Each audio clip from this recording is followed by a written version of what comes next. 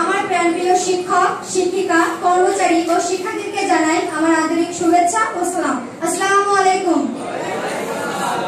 নওতা আউসিয়া mission residential কলেজের তোফায়েল আহমেদ অধ্যক্ষ তার পদত্যাগের দাবিতে আমরা সকল কর্মচারীবৃন্দ, শিক্ষক, শিক্ষার্থী, শিক্ষার্থীরা বিক্ষোভ মিছিলে সমাবেশ করা হয়েছিল। তিনি এই ঘোষণা দিয়েছে তার বিরুদ্ধে সকল আনা অভিযোগ এবং তার বিরুদ্ধে যে অপকর্মের কথা আমরা তুলে ধরেছি তিনি সেগুলিকে অস্বীকার করেছে। আমরা বলতে চাই তিনি নওতা কলেজের ল্যাব সহকারী পদে 4 জন নিয়োগ দিয়েছিল এবং তাদের কাছ থেকে 11 লক্ষ টাকা করে মোট 44 লক্ষ টাকা এবং নওতা কলেজ এবং গ্রন্থাগার প্রভাষক 3 লক্ষ টাকা, একজন অতিরিক্ত শিক্ষক অর্থাৎ ডিগ্রি কলেজের শিক্ষক নিয়োগের বিষয়ে 50,000 টাকা আত্মসাৎ করেছে। তিনি তাদের কাছ থেকে টাকা নেওয়ার সময় বলেছিল তারা কলেজের ভবন উন্নতি এবং ভালোভাবে কোনো প্রতিষ্ঠান তৈরি করার জন্য টাকাগুলো নিচ্ছে, কিন্তু পরবর্তীতে দেখা গেছে তিনি এই টাকাগুলো নিজের অ্যাকাউন্টে ট্রান্সফার করেছে। তিনি কোনো উন্নতির কাজে খরচ করেননি। তিনি আরো বলেছিলেন নওতা কলেজের অধ্যক্ষ থাকাকালীন তিনি ক্ষমতার জোর দেখিয়ে কাজী আলাউদ্দিন ডিগ্রি কলেজ থেকে গার্ডেনিং করে সভাপতি হন এবং সেখান থেকে ল্যাব সহকারী নিয়োগে 10 লক্ষ টাকা প্রার্থীর কাছ থেকে নিজে গ্রহণ করেন এবং উক্ত গ্রহণকৃত টাকা তিনি কলেজ ফান্ডে দিবে বলে রাখতে বলেন উক্ত গ্রাহকদের অধ্যক্ষকে বলে দিলেন, কিন্তু তিনি এই টাকা কলেজের ফান্ডে জমা না দিয়ে নিজের অ্যাকাউন্টে তিনি ট্রান্সফার করেন। এই বিষয়ে যখন প্রিন্সিপাল অর্থাৎ নাহাদি কলেজ ডিগ্রি কলেজের প্রিন্সিপাল যখন প্রতিবাদ জানান তখন তিনি বলেন জামাতের ট্যাগ দিয়ে তাকে মামলা দেওয়া হবে।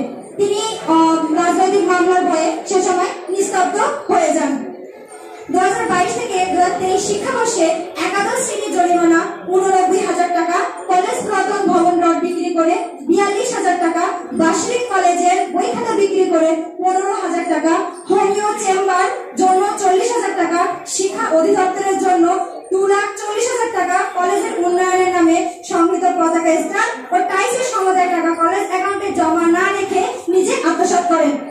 তিনি 2014 থেকে 16 সাল পর্যন্ত ভারপ্রাপ্ত অধ্যক্ষ হিসেবে ছিলেন।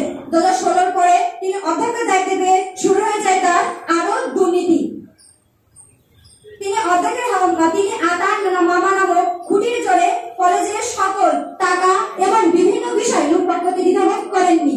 তিনি বলেছিলেন যে আমি কোনো রাজনৈতিক দলের সাথে যুক্ত নই, কিন্তু আমাকে বলতে চাই আমরা আর তার বিভিন্ন ভিডিও, তার বিভিন্ন ফুটেজ এবং তার বিভিন্ন ছবিতে দেখেছি আফামুর রুহাকে তার পায়ে পদতলে বসে তিনি বিভিন্ন ছবি পোস্ট করেছেন এবং আমরা আরো দেখেছি বিভিন্ন পোস্টারে তার সাথে রুহাক সাহেবের ছবি আছে। তাহলে আমাদের কাছে একটাই প্রশ্ন, তিনি যদি রাজনৈতিক দলের সংযুক্ত নাই থাকে তাহলে তিনি কেন এগুলো করলেন? এবং আমরা যখন ছাত্র দলে অর্থাৎ মিছিলে আমরা যখন গিয়েছি আমাদের নামের তিনি আমাদের তালিকা তৈরি করেন এবং তিনি আমাদেরকে এই হুমকি দেন যে পরবর্তীতে তারা আমাকে দেখে নেবে। কিসের জন্য তিনি এরকম ধরনের কূটনৈতিক কথা বলবেন? তিনি যদি আদৌ রাজনৈতিক দলের সাথে যুক্ত না থাকে তাহলে তার এই কথাটা বলার কোনো প্রশ্নই ওঠে না। তাহলে আমরা একটাই বলতে চাই উনি রাজনৈতিক দলের সাথে যুক্ত ছিলেন এবং তিনি রাজনৈতিক দলের সাথে এমনভাবে যুক্ত ছিলেন তিনি ছাত্রলীগ নামক সংগঠন আমাদের কলেজে তিনি প্রবেশ করান। তাদেরকে এমনভাবে বলা তাদের পরীক্ষা না দিলে কোনো প্রবলেম হবে না, এমনভাবে তাদের কলেজের ফিও কম নেওয়া হতো, তারা ক্লাস না করলে তাদের বিষয়ে কোনো রকম পদক্ষেপ তিনি নেননি। কিসের জন্য? ছাত্রলীগ নামক সংগঠন তিনি কিসের জন্য কলেজে ঢুকিয়েছিলেন? এইটা প্রশ্নটা আমরা করতেই পারি। তিনি কি বললেন আমরা রাজনৈতিক দলের সাথে যুক্ত নই, তবে ছাত্রলীগটা কি রাজনৈতিক বাইরে ছিল? তিনি প্রতি বছর বেতন নেওয়ার সময় প্রত্যেক শিক্ষার্থীর কাছ থেকে 250 টাকা এবং প্র্যাকটিক্যাল পরীক্ষার খাতা বাবদ 25 টাকা করে নিজের পকেটে ঢুকান। তিনি তার স্ত্রীকে খণ্ডকারী শিক্ষিকা হিসেবে কলেজে রাখেন।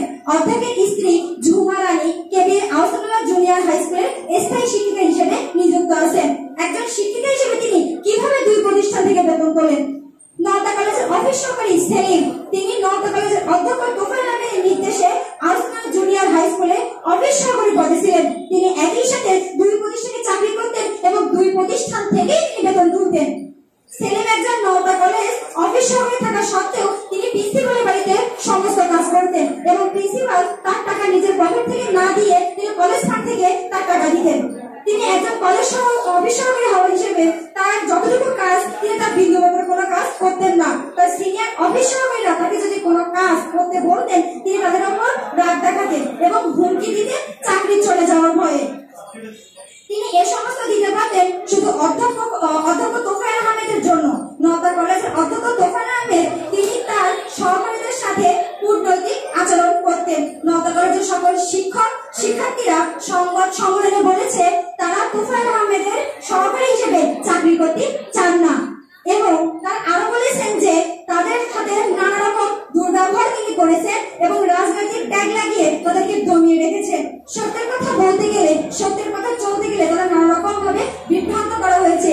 তিনি সবাইকে বলতেন এই কলেজ আমার এবং এই কলেজে যেটাই হবে সেটা আমার অনুমতিতে হবে। তার সকল অপকর্মগুলো আমাদের ডিভিশনে সংরক্ষণ করা আছে। কারো যদি মনে হয় এইগুলো ভুয়া অর্থাৎ এগুলো মিথ্যা, আপনারা আমাদের বলতে পারেন, আমরা সরাসরি প্রমাণ স্বরূপ দেখাবো। অধ্যক্ষ তোফায়েল আহমেদের মামা আফাঙ্গুর রুনা আওয়ামী লীগের এমপি, তিনি তার মামার জন্য সকল অপকর্মের সাথে বিদ্যমান থাকতেন। নওদা কলেজের অধ্যক্ষ তোফায়েল আহমেদ রাজনৈতিক নামধারী নেতা ছিলেন।